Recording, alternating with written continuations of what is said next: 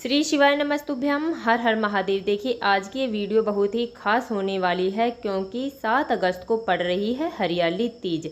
देखिए हरियाली तीज के दिन सभी सुहागन स्त्रियां व्रत रखती हैं।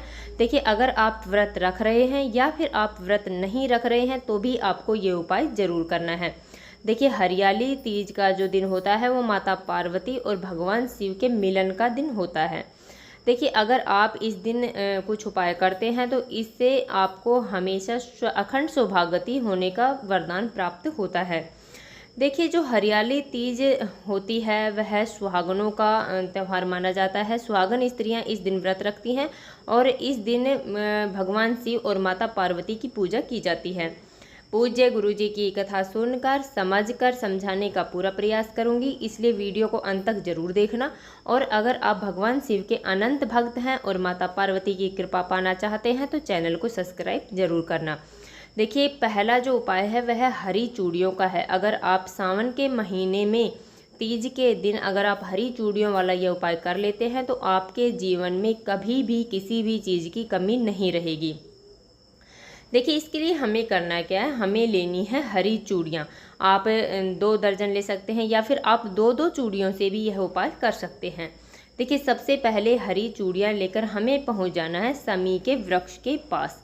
देखिए वहां पर जाकर हमें 2 चूड़ियाँ, जितनी आपकी इच्छा है उतनी चूड़ियाँ आप वहां पर उस पेड़ पर बांध सकते हैं। देखिए अगर आपके समीप कहीं भी समी का वृक्ष नहीं है तो आप धतूरे के पौधे के पास जा सकते हैं। धतूरे के पौधे के ऊपर या तो आप उसकी जड़ के पास रख दें या फिर आप धतूरे के पौधे में यह चूड़ियाँ बांध सकते हैं। देखिए अगर आपके पास ये भी नहीं है तो आप बेलपत्र वृक्ष के पास जाइए। देखिए बेलपत्र वृक्ष में हमेशा भगवान शिव और माता पार्वती का वास माना जाता है। वहाँ पर जाकर हमें वह हरी चूड़ियाँ वहाँ पर रख देनी है या फिर पेड़ पर इसे हमें लाल कपड़े में बांधकर उस पेड़ पर बांध देनी है। देखिए हमें अपनी मनोकामना बोल देनी है। देखिए भगवान शिव और माता पार्वती से अखंड सौभाग्यवती का वरदान हमें प्राप्त कर लेना है। तो इस प्रकार ये हरी चूड़ियों वाला उपाय अगर आप सावन के महीने में करते हैं तो आपकी सभी मनोकामनाएं पूरी हो जाती हैं।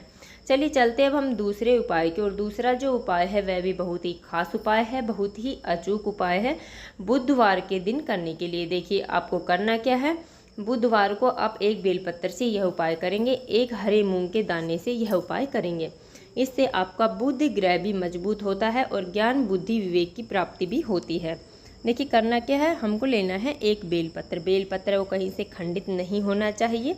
अगर आपके पास बेलपत्र नहीं है तो पूज्य गुरुजी ने यहाँ तक कहा है कि आप भगवान शिव के मंदिर जाइए, वहाँ से बेलपत्र लेकर उसे धोकर दोबारा उपयोग में आप ले सकते हैं।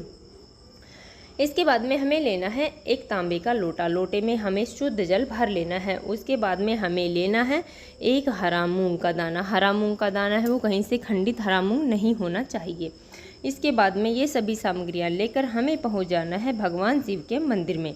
देखिए वहाँ पर जाने के बाद में सबसे पहले जो हमारे पास एक बेलपत्र है उस बेलपत्र को अपने सीधे हाथ में रखते हैं और उसे अपनी मनोकामना बोलते हुए हमें भगवान शिव के शिवलिंग पर, जो गणेश जी वाला स्थान है, वहाँ पर हमें समर्पित कर देना है। उसके बाद में हमारे पास जो एक लोटा जल है और हमारे पास जो एक हरा मूंग का दाना है, उस हरे मूंग के दाने को हमें उस एक लोटे जल में डाल देना है। और उस एक लोटे जल को लेकर हमें जहाँ पर हमने बेलपत्र समर्पित की है भगवान गणेश जी वाले स्थान पर, वहाँ पर हमें थोड़ा सा जल समर्पित कर देना है और बाकी पूरा जल हमें भगवान शिव के शिवलिंग पर धीरे धीरे श्री शिवाय नमस्तुभ्यम का जाप करते हुए समर्पित कर देना है। देखिए हमें अपनी मनोकामना वहाँ पर बोल देनी है। हमारी जो भी इच्छा है, जो भी मनोकामना है, हमें वहाँ पर बोल देनी है और अपने घर चले आना है। देखिए यह हो गया हमारा दूसरा उपाय। अब चलिए चलते हम तीसरे और अंतिम उपाय की ओर। श्रावण के महीने में तीज के दिन, देखिए हरियाली तीज के दिन अगर आप कनेर के पुष्प से कुछ उपाय करते हैं तो इससे भगवान शिव अत्यधिक प्रसन्न होते हैं और आपकी जो हर एक मनोकामना है, जो भी आपकी इच्छा है, वो अवश्य पूरी हो जाती है। देखिए हमें करना क्या, हमें लेने हैं 2 कनेर के पुष्प। कनेर के पुष्प हमें पीली कनेर के पुष्प ले लेने हैं। देखिए कनेर कई तरह के होते हैं, हमें पीला वाला फूल है वो हमें ले लेना है।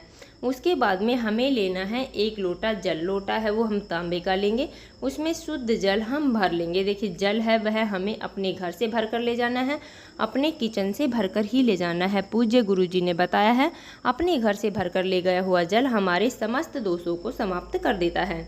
इसके बाद में ये सभी सामग्रियाँ लेकर हमें पहुँच जाना है भगवान शिव के मंदिर में। देखिए वहाँ पर जाने के बाद में सबसे पहले हमें अपनी पूजा प्रार्थना कर लेनी है, उसके बाद में हमें यह उपाय कर लेना है। देखिए हमें करना क्या, हमारे पास जो सबसे पहले जो हमारे पास 2 कनेर के फूल हैं उनमें से 1 कनेर का फूल हमें लेना है और अपनी मनोकामना बोलते हुए उसे भगवान शिव के शिवलिंग पर समर्पित कर देना है। डंडी का मुख है वो उसे अपनी तरफ रखना है और जो फूल का मुख होगा वो हमें जलाधारी की तरफ कर देना है। देखिए आपको स्क्रीन पर भी दिख रहा होगा, इस प्रकार हमें यह 1 कनेर का पुष्प हमें समर्पित कर देना है। इसके बाद में हमारे पास जो दूसरा कनेर का पुष्प है उसे हमें अपने सीधे हाथ में लेना है और अपनी मनोकामना बोलते हुए हमें माता अशोक सुंदरी वाले स्थान पर इसे समर्पित कर देना है। देखिए जो पुष्प का जो मुंह होगा वो भगवान शिव के शिवलिंग की तरफ होगा, डंडी का मुख है वो जलाधारी की तरफ करना है। इसके बाद में हमारे पास जो 1 लोटा जल है उस 1 लोटे जल को हमें भगवान शिव के शिवलिंग पर धीरे धीरे समर्पित कर देना है।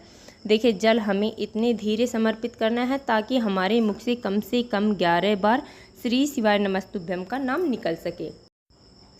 तो इस प्रकार हमें यह पूरा जल हमें धीरे धीरे समर्पित कर देना है और अपनी मनोकामना हमें वहाँ पर बोल देनी है। जो भी हमारी इच्छा है, जो भी मनोकामना है वो हमें यहाँ पर बोल देनी है। देखिए हरियाली तीज है, इस दिन अगर हम यह उपाय करते हैं तो भगवान शिव और माता पार्वती हमारी समस्त मनोकामनाएं पूरी कर देते हैं।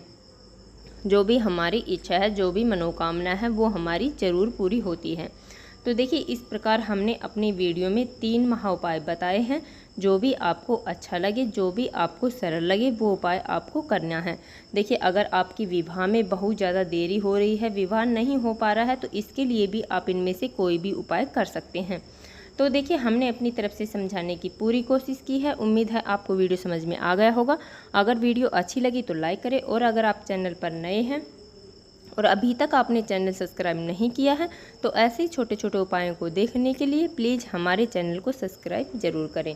श्री शिवाय नमस्तुभ्यम। हर हर महादेव।